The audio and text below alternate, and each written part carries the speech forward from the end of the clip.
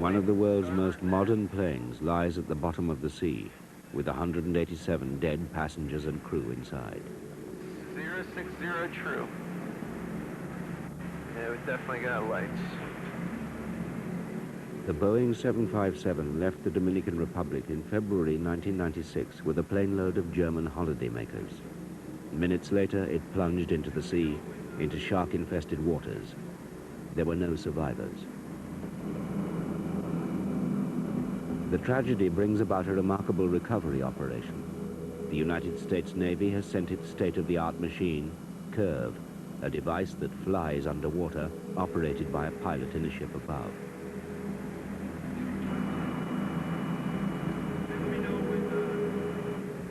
"7,000 feet down, Curve's antennae pick up the feeble signals of one of the plane's two black boxes.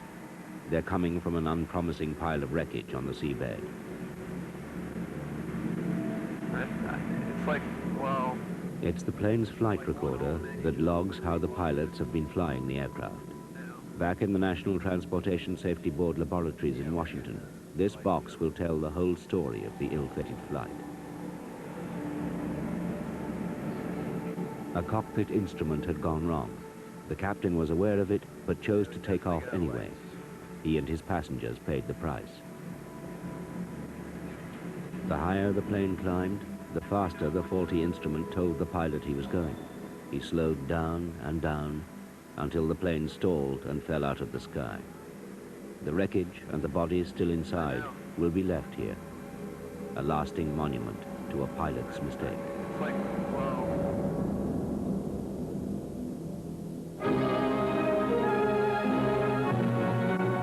A tragic plane crash for Britain. After flying 150 million miles, a Viscount flagship of the British Overseas Airways crashes into a housing development near the Manchester airport. 40 years ago, most accidents were caused by mechanical failures. Planes are safer now, but human beings cannot be upgraded or redesigned. Pilots are now held largely responsible for 2 out of every 3 accidents. Manufacturers can fix the plane, but how do you fix the pilot? They have been in service throughout Europe, and Britons devoutly hope it will be the last.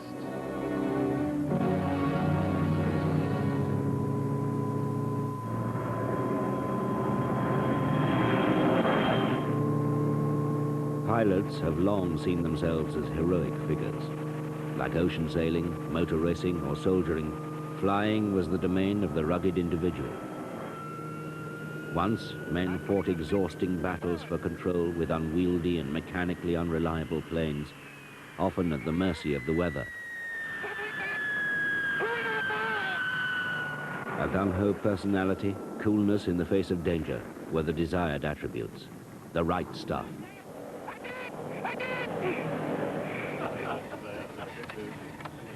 The modern pilot resembles a bank manager more than Biggles.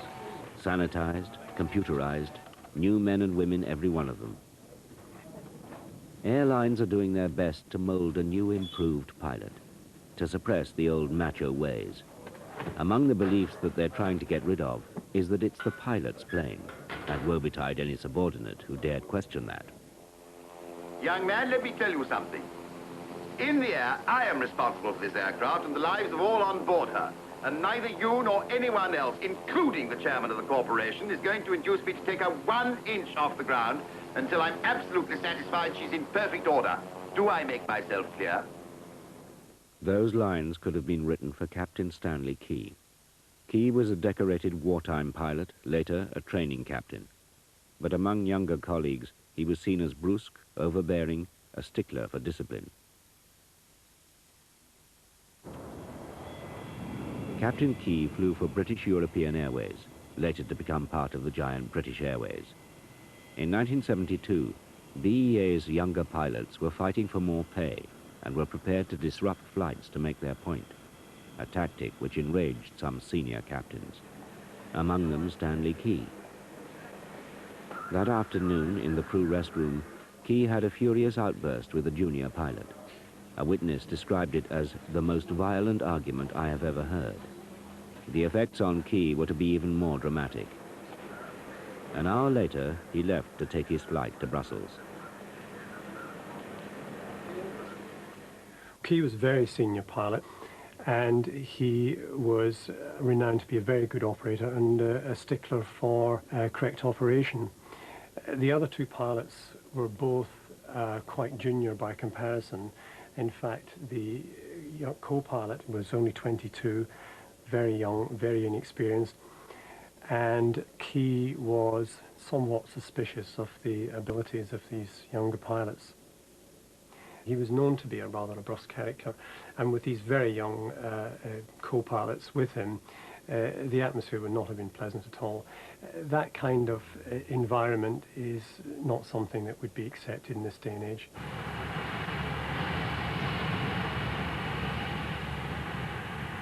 As Trident Papa India took off for Brussels that Sunday afternoon, the atmosphere on the flight deck was poisonous. way.All. Investigators found graffiti scrawled on the tray table of the junior pilots seated behind Key.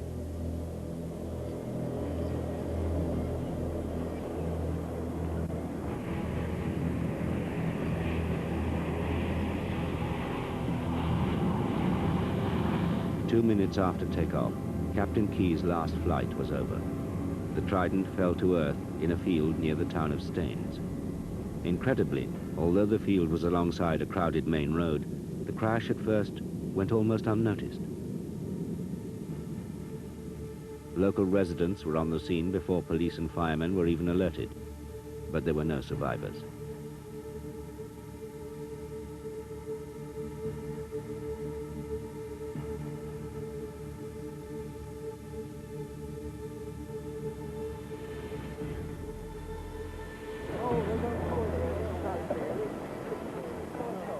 Soon, news of the crash spread on radio and television. Traffic jams built up on the main road as hundreds tried to get a glimpse of the carnage.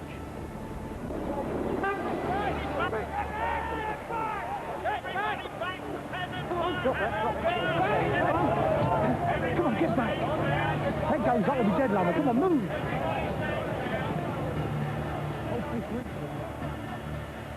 It was my first major accident that I'd seen, and being what I call a Trident man, it was, and knowing the crews, it was very horrific for me initially, and then it became an interesting job trying to decipher what had happened. When Ray Davis arrived and began to examine the wreckage, he made a disturbing discovery. There was something very odd about the wings. On jet aircraft, the wings are narrow and swept back so they can fly fast at altitude. But that means that at low speed, such as during takeoffs, they don't generate enough lift. To cope with this, most planes have flaps on the back of their wings that can be extended to give them more lift. The Trident had that little bit extra. Flaps on the front of the wings too, called droops. A large amount of lift would be generated by the droops, much larger than the flaps, and so the lift-producing qualities of the droops were very good. This is shown up in the fact that the aircraft had to be at 3,000 feet and at a speed of 225 knots, with a lot of airflow over the wings before the droops could be brought in. There was no cockpit voice recorder aboard Papa India, but there was a flight data recorder. It confirmed that a terrible mistake had been made.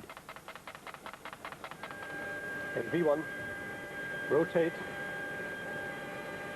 Okay, the gear up. Okay. Yes, Using information recorded in that black box, two of Captain Key's former colleagues, now senior captains for British Airways, show what happened that afternoon. Climbing through 300 feet. They lifted off at about 143 knots and climbed fairly rapidly up into the low cloud base, which was covering Heathrow at that time. And they immediately experienced a certain amount of discomfort with the wind and the turbulence. And at 90 seconds, the co-pilot would have cut the power back and raised the flaps. The heading is to turn left towards Epsom. At about that same time, they would be starting the left turn, which is part of the noise abatement departure. And at some point after that, the droops were raised. And this caused the aircraft to go into an immediate stall. When this droop lever was moved 60 knots too early, there would have been immediately several warnings go off. followed by a stick shaker which warns the pilots by shaking the control column that they were imminently about to stall the aircraft. Immediately afterwards they had a stick push, which is a second level of protection.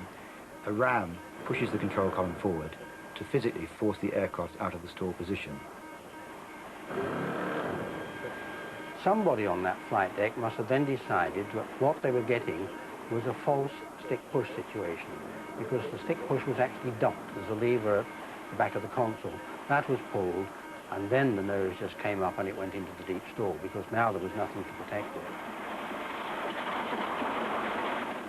And it is very easy to look at the graphs of the flight recorder and say, why didn't they do that, this, why didn't they do that? When it happens in real time, there is, in fact, very little time for anybody to recognize anything in a dynamic situation like that. There was a whole cacophony of sound and light going on, all at once, totally unexpectedly. The noise continued throughout, as well as the flashing lights, and the confusion must have been enormous. How could such an experienced pilot have made such a blunder? Or did he? With no voice recorder, investigators could only speculate. Then, a discovery. The pathologist called in by the Accident Investigation Branch began performing post-mortems.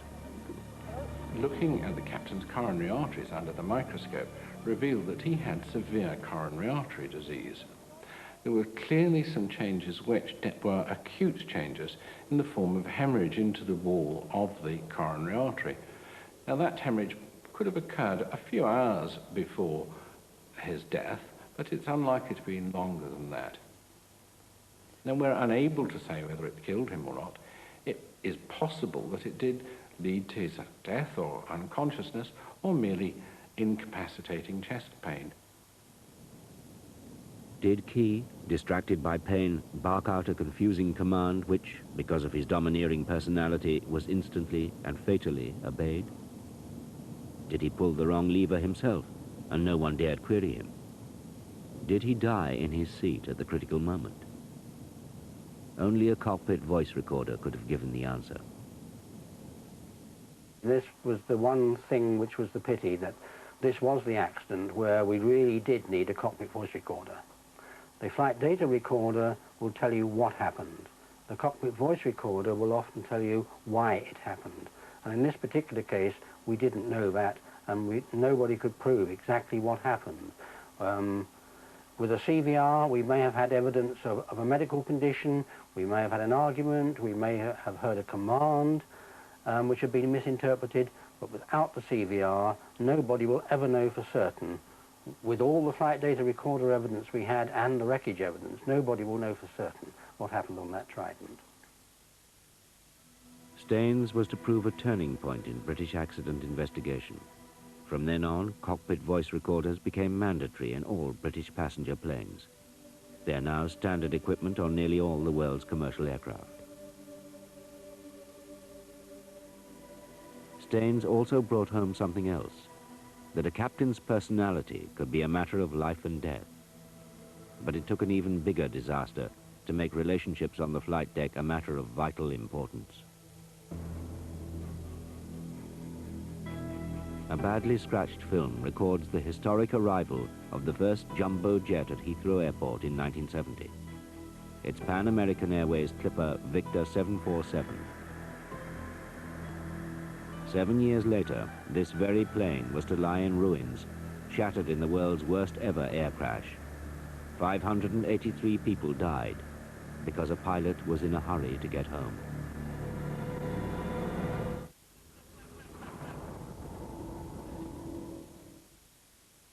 The Pakistanis have arrived. Can they avenge the humiliating defeat recently suffered on their home soil, or will the might of South Africa once again prove too hot to handle? Will one of the world's best batsmen, Inzamam-ul Haq, survive Alan Donald's pace on our blistering wickets? Can Kirsten keep up his run rate against Waka Yunis? MTN brings you this thrilling test series. Catch all the action live on SABC 1 and 2. MTN. It's your call.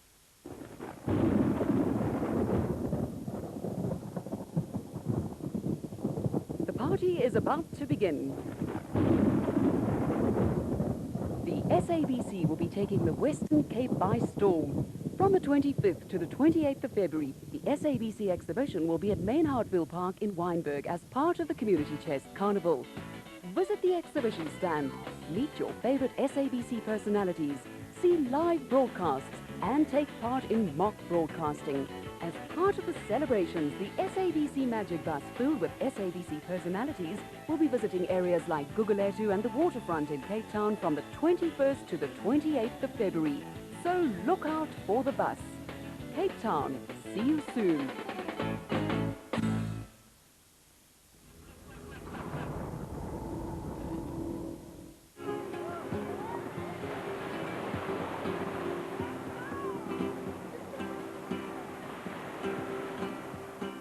The island of Tenerife in the Canaries. Its beaches are a favorite haunt of sun-starved holidaymakers from all over northern Europe.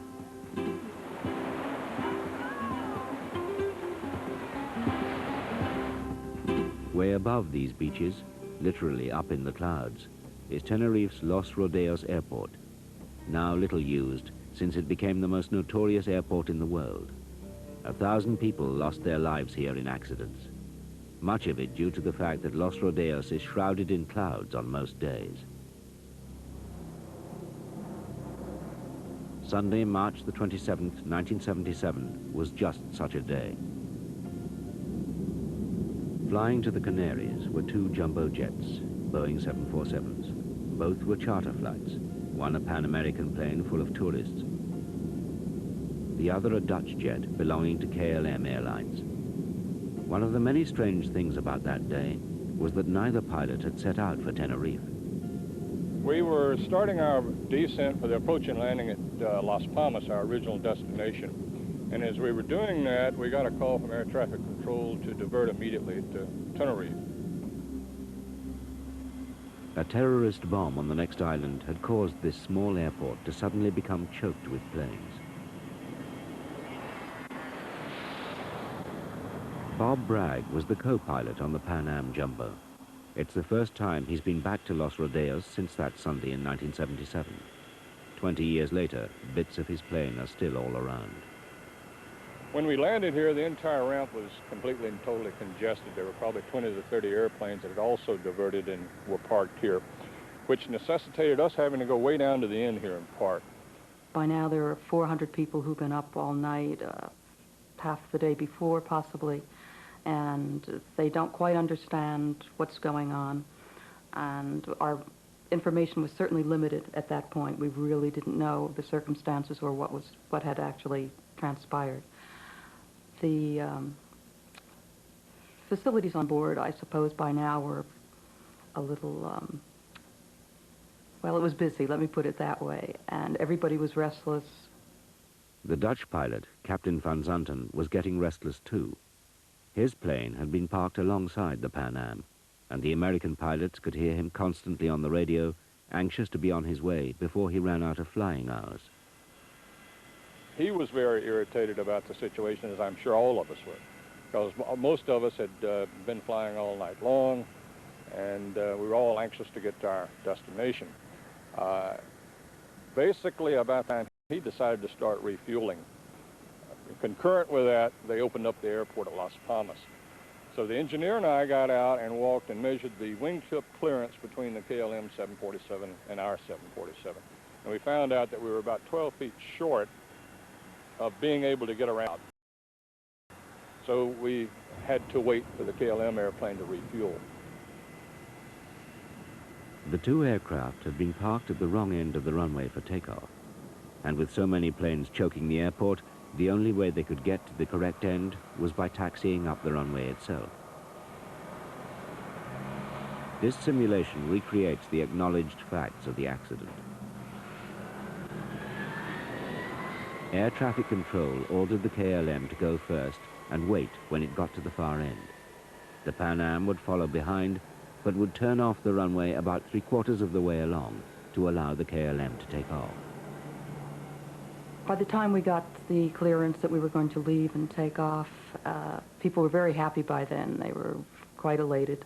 These were people who were going to meet a cruise ship in the Canary Islands and cruise around the Mediterranean. And a lot of them were senior citizens that had come from California. As the Pan Am entered the runway in its turn, clouds began to roll down from the surrounding hills. The American pilots soon found themselves crawling through the dense mist looking for their turnoff. By now, the KLM plane had already reached the far end, turned, and was anxious to be on its way. The tower called us and asked were we off the runway, and I said negative, we're still on the runway, but we will report clear of the runway. We looked up and we saw the KLM airplane's lights, and I immediately saw the lights shaking, and I said, I think he's moving. And then it was very obvious that he was moving. So I started yelling, get off, get off. And the captain turned the airplane, went to full power on the throttles. As we were turning, I looked back out of the right window and couldn't believe it, that he was doing what he was doing. And I'll never forget, I saw the rotating beacon underneath the belly of the airplane. I closed my eyes and ducked. And I didn't even think he'd done us any damage. It was very little noise, very little shaking or anything. I was just very, very aware of things in slow motion, and everything was flying around, and all of a sudden everything settled, and nothing looked like it had before. I didn't see anything I recognized. There were no people around. When I looked up, it was obvious that he had done us a lot of damage. The windows were completely gone. I looked back to the right wing was on fire. I looked back to the left, and the entire upper deck lounge was gone. We had 28 people up there, and there was nothing left. It looked like someone had taken a big knife and just sliced the entire top of the airplane off. I could see all the way to the tail of the airplane. So I reached down to try to shut off the engines with the start levers, which controls the fuel to the engines. That didn't do any good. Obviously, all the controls were severed. Then I reached up to get the fire control handles, which is up top, which shuts the engines down. And that's when I discovered that the top of the cockpit was gone. I looked around. There was no side of the cockpit left. So I stood up and elected to jump over the side, which was about 48 feet. Dorothy Kelly found herself in the cargo hold. I looked over the side, and it was like looking out of the second floor window from my house with nothing but jagged metal, and my thought was, by now I had lost my shoes. I've survived this, and I'm going to kill myself jumping out of here on all that debris down there. Dorothy Kelly jumped from the blazing plane, breaking an arm and fracturing her skull. She became the heroine of the crash, rescuing the captain, tending the passengers. People were lying all over the field, hurt, certainly bloody, very, very badly injured. One thing I remember in particular, there was a man who had his clothes almost completely blown off him. He was just wandering around in a daze, and I remember I kept trying to push him off to the side and get him away, and he would just keep coming right back into all the action. People were just banging in at the windows and shouting. I mean, you could hear shouts, screams from inside. And that was probably my most vivid memory, and what has hurt the most through all those years is remembering all those people and hearing them scream and realizing that they were being burned, and they were not going to get out because there was no way we could get to them. Tenerife remains the world's worst ever air disaster. 583 people died. Everyone aboard the KLM plane, which was completely burnt out on the runway, all but 77 of the Pan Am passengers.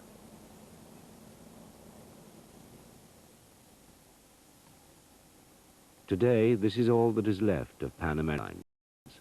The company itself crashed in 1992. Paul Royce, one of its senior captains, managed to save the corporate records from a skip. Amongst them were the charred instruments from the Tenerife accident.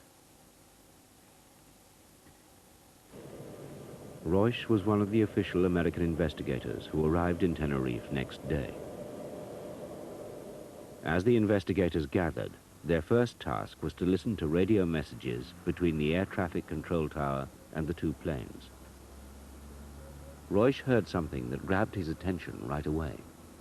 There was a point at which you could not tell what the KLM first officer was saying. And we asked that that be played over several times. It was obvious that the man was under stress. His voice changed its timbre. It became tremulous. It was slightly shaky, and his words were blurted out rather than spoken clearly. And that was a benchmark. That caught our attention right away. I believe that the first officer's voice changed because he saw something happening in the cockpit that shouldn't be happening. But it was the cockpit voice recorders from the two burnt-out planes that were to provide the answer to the mystery. As the KLM plane reached the end of the runway and turned, Captain Van Zanten immediately began to push up the throttles to take off. First officer said, "No, wait a minute, we don't have our air traffic control clearance." The captain said, "Yes, I know that." He pulled the throttles back. "Now go ahead and call for it." The controller gave them their air traffic control clearance, which tells them what route they must follow. Then they were supposed to ask for permission for the takeoff itself, but they never got that far. As the first officer was reading the clearance back to the controllers, the captain again commenced the takeoff. He pushed the throttles up. He said, "We go." The aircraft started to roll. The first officer sensed that this was not right. He knew that they hadn't been cleared for takeoff, and so he blurted out, "And we are taken off, or we are at takeoff." It wasn't even that clear. The words are difficult to comprehend, and the tenor of the voice changes. It's obviously very tense. But he felt that he had done his part in letting people know that they were commencing their takeoff. All this time, the Dutch airplane was accelerating down the runway. The flight engineer in the Dutch cockpit heard the words from the Pan Am airplane saying, "Roger will advise when we're clear," and he questioned the captain and the first officer. He said, "Then is he not clear then?" And the Pan American and both crew members said, yeah, he's clear." At that point, they were just entering the heavy cloud. They saw the Pan Am aircraft desperately trying to get off the runway, but it was not in time. The rest is history. Yeah. Yeah.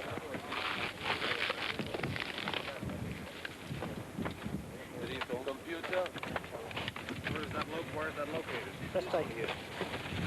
Yeah, let me take a look. I just want to know where it's located to get a feel. Just to see if it's close. Under international regulations, the investigation was conducted by the Spanish, but with both the Americans and Dutch allowed to participate.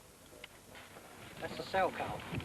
Where is that located? Cell car computer, and I'm trying to think where that is now. That is in that area as well. Soon there was a split amongst the investigators. And the fuel flow check. The Dutch were, in my opinion, searching for something to fasten onto that would divert the blame from their own countrymen. Mainly, I believe they tried to pin the blame on the air traffic controllers. To some extent, they tried to pin the blame on the Pan Am crew. The stakes were high, not only the reputation of KLM, but of their most famous captain, Jacob Van Zanten, the man whose face stared out of the KLM adverts. Captain Van Zanten was a pilot of great prestige in KLM. He was a top instructor pilot. In fact, he was so well regarded in KLM that it's my understanding when the Dutch officials, or the KLM officials, first heard about this accident, they tried to find Van Zanten to ask him to come down and be part of the investigation team. Unfortunately, of course, he wasn't available. The Spanish report found that the accident had been caused by the Dutch captain taking off without clearance, a basic error caused by his anxiety to get on his way. But a Dutch board of inquiry absolved Captain Van Zanten of any blame, saying there had been a simple misunderstanding with air traffic control. The pilot thought he had his clearance. Paul Royce believes that Van Zanten's personality was at the heart of the accident. He was a difficult man to to contradict, especially for a junior pilot such as the first officer on this flight. He did have the courage to stop him once when the captain first started the throttles up, but I don't think he felt he could get away with it again. Did Tenerife happen because the co-pilot didn't dare contradict his captain and because the flight engineer didn't dare cut the power during takeoff? Whatever the truth, it had a chastening effect on airlines. Tenerife changed the way that every one of them thought about human error on the flight deck.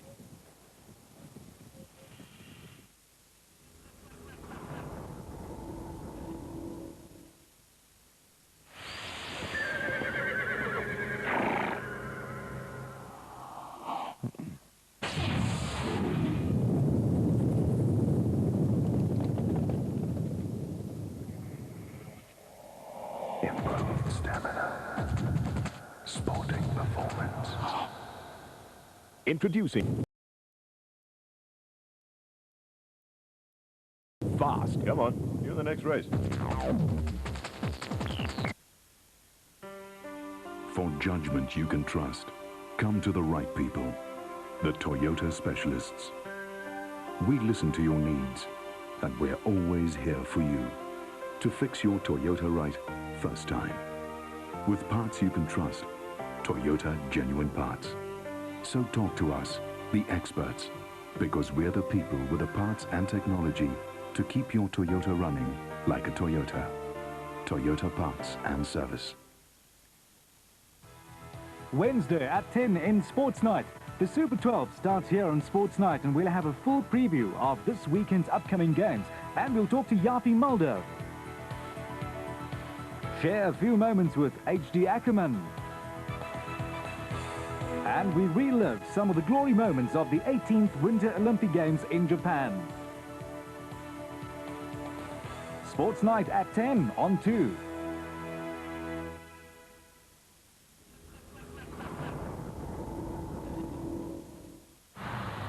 United, one of the world's biggest airlines. After Tenerife, the buzzwords around here are CLR, or Cockpit Leadership Resource. Every airline now has its own similar program, supplied by academics and costing millions. And a couple things that kind of facilitate crew effectiveness, and that is communications and decision-making. They're busy telling pilots how they must relate to each other and even to the flight attendants, previously regarded as a lower form of human life. The idea was greeted with some skepticism. When I went through CLR, I thought it was the biggest bunch of hooey ever to come down the pike. I've since changed my mind on it.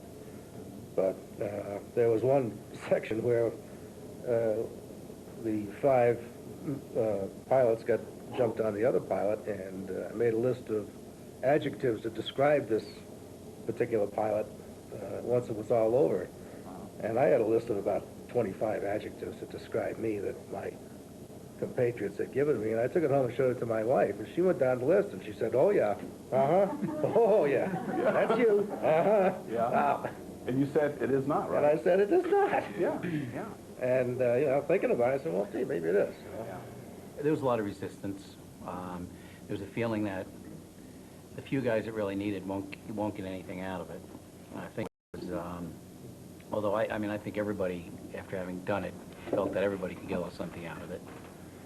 The most I ever heard from a captain was coffee, cream, and sugar, you know, type of thing, and that was your communication in the beginning. Now it's, you know, you get communication of what the flight's going to be like, you know, turbulence, the length of time. If you need any support or need any help, I'm there, to where you now feel like a group instead of the cockpit's here and the flight attendants are back here. Looking back years ago, I think that door between the cockpit and cabin served more purposes than just to divide those two areas. Yeah. I sort feel of a psychological barrier, perhaps? Yeah, exactly. Yeah. But I don't feel that anymore. Okay. Release your seatbelts and get out! At the end of class, a mock evacuation for an emergency landing. The pilots witness the flight attendant's job at the sharp end. Training like this is the airline industry's attempt to tackle the problem of human error. But despite the millions being spent on it, no one knows if it saves lives. Meanwhile, pilot error remains the cause of 70% of all airline accidents and rising. Aircraft manufacturer's approach is to design the pilot for the cockpit. The first fully automated plane was flown by a computer.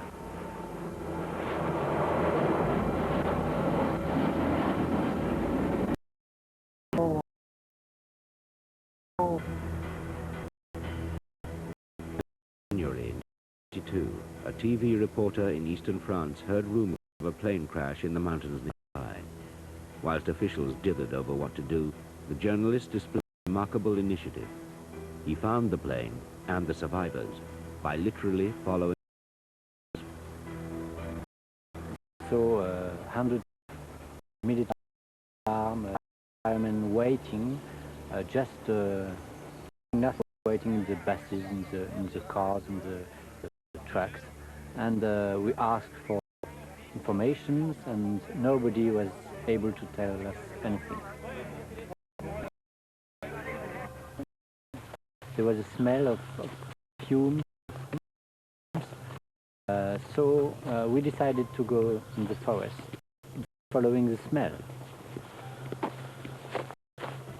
And just a few minutes later we heard some voice calling, and we discovered the survivors around the fire. They were bad hurt for them, asking desperately for rescue. It's the main thing I can remember. Every minute somebody is asking for rescuers. When are they coming? When are they going to help us?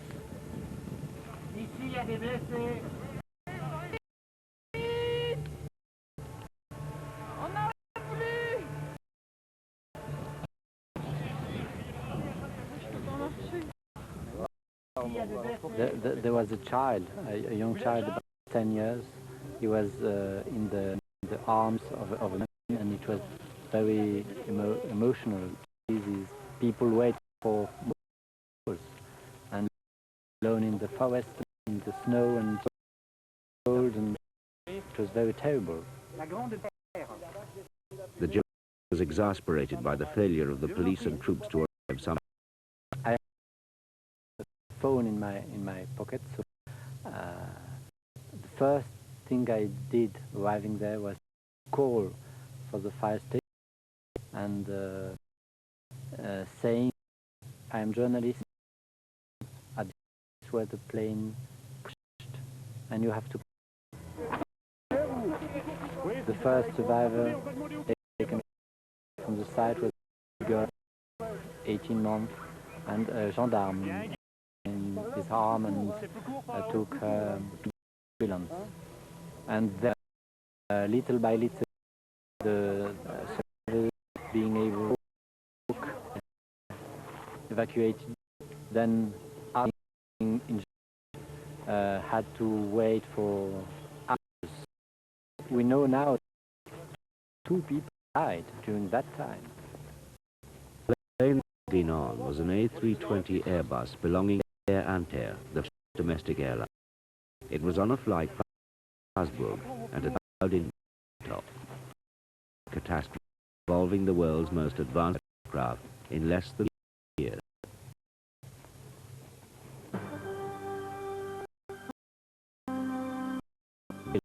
Of the A320 in 1988. Although a European plane, hence the presence of the royal couple, the Airbus is essentially a French creation.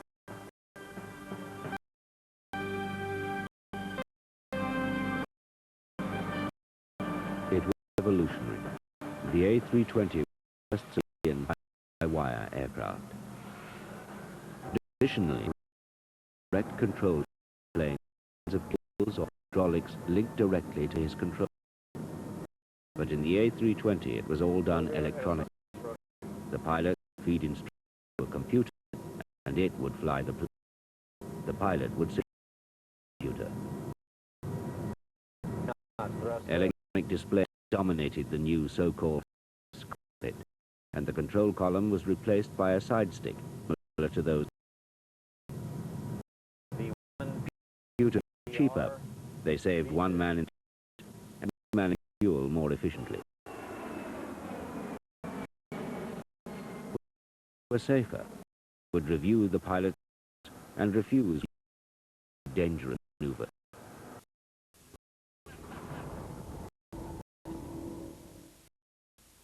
If you've had a TV license and you want to get one without financial hassles, to go till the 28th of February, and once you've got you have TV delivered to your home free. You'll qualify for a discount. You get a big money prize, as well as a trip to the World Cup in France in the next 4 days. If the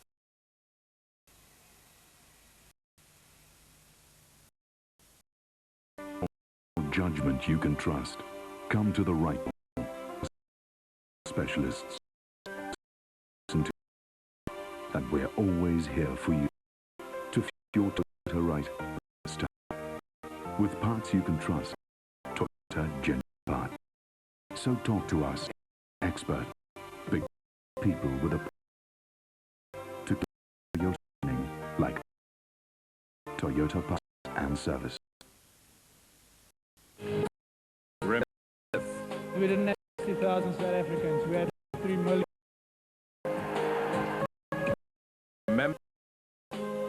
Magnificent day.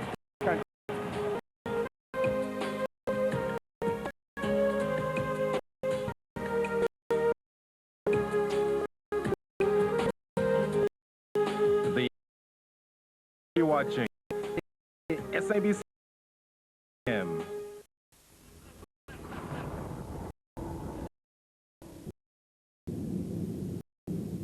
For the first time in every pilots know and direct flight controls of that, but we're dependent on the construction engineers programmed as software of this computer. The defined pilot input adequate and the design philosophy was the first step of the elimination pilot. The A320 was cutting edge now seen on all the latest American. It aroused suspicions amongst traditional men. Caesar was chief safety pilot. He was unimpressed with computerized control, especially so-called stick. And the auto flight system is actually both much more pilot-centered. Whole control column between legs, and he doesn't have to look at his artificial horse. He have to look at his instruments. He just places the hand on the control, and he looks outside, talks to stewardess with somebody else, and he knows by control exactly what the aircraft is doing. And in these aircraft, you are to your highly claimed optical channel. You can't smell anything. You can't feel. You have to look at the instrument. Follow series where they began to do things the pilot didn't expect. The first in France played the star 320 pilot.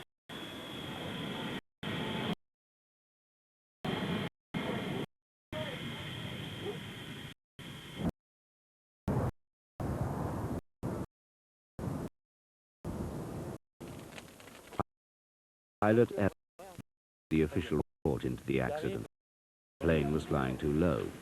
The pilot, unlike three of his passengers, that he tried to, but the land, the computer had won. In 1991, passengers of this Airbus had to Moscow. The simulation of what happened was made by air crash from the own flight order. Germany had been told by Moscow Tower to go around. his land and in such circumstances, the computers are programmed to put the plane in too steep, thought the and push the down. The computer pushed it up again, and so this civil war in the cockpit was the plane coming almost through 4 terrifying stalls like this. It did safely.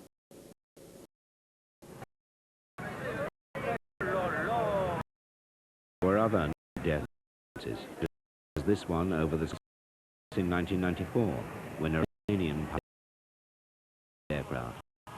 In every case, the plane was at fault, exactly as it began with motional pilot errors, only to introduce some new.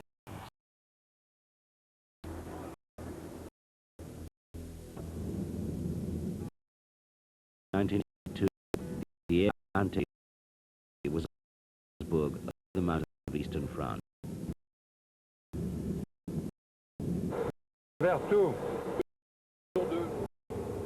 This anti-air creating known details of that traits the small but believed as the plane began. These dials program the computer. This is as the angle of descent 3.3 degrees FPA.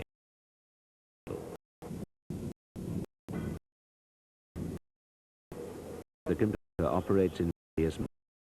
This one has been on mode, S or vertical. What it's actually done is to tell the computer to feet per minute.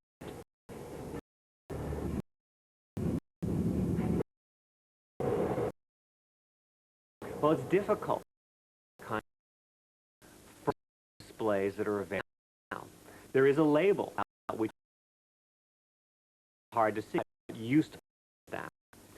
Eventually, the effects and its behavior of desire is expected. But if the business or if the flight is not working well, factors are happening. You may have a delayed aircraft behavior, and these happen in an aircraft. For maybe all to realize what is not going on, and the aircraft is flown into a hazardous situation.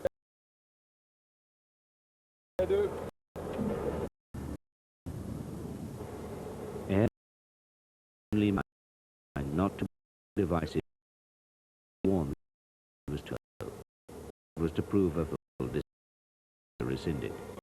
The plane straight for a mountain.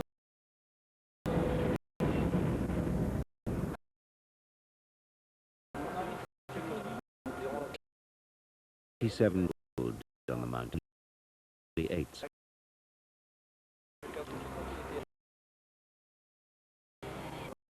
Automation had a new twist to the problem of keeping up with the sun, but in the cockpit. Like, what's it doing? Going to do in the world to get into this mode? How to stop it? Why won't it do? I know there's a way to get it to do what I want. Of a breakdown in coordination, automation, and the flight. Not a problem that's this flight is on all of the modern airplanes, by all of the Boeing family 577, 777. Flight management imposed the for the crew. Yes, there's the differences. For all the same challenges of the specific craft. All of the aircraft.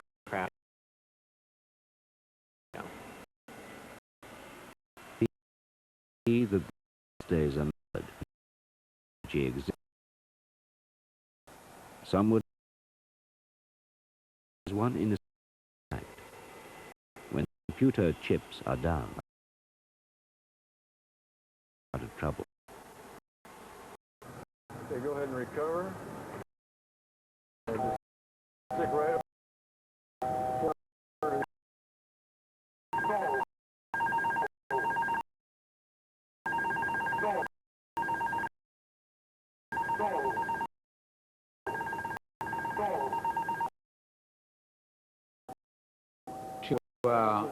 Japan has the weakest of super. You see the link in the chain of events. Departure we are having every year. Hundreds and prevented.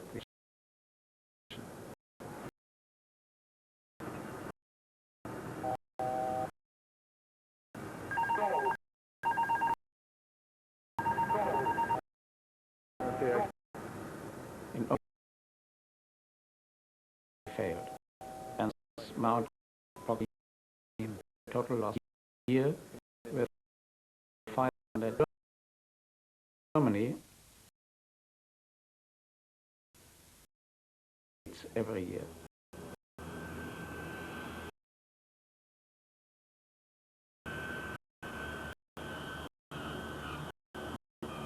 And never on this. A good people killed in air accidents in 1946 in air traffic, largely thanks to air crash detectives. Airlines are now getting so crowded that experts say that in time there may be twice people die. More crashes, more of grief. Everyone will feel less safe boarding. Well, most of us can walk, most of us can drive, and most of us can fly. There's always will be. And I think with that person thinking, feeling, and 30,000, and they're. Well, I think there's a patient, and there's a interest that work through aviation, keep having people feel that they can get on an airplane and fly safely from point A to point B. And when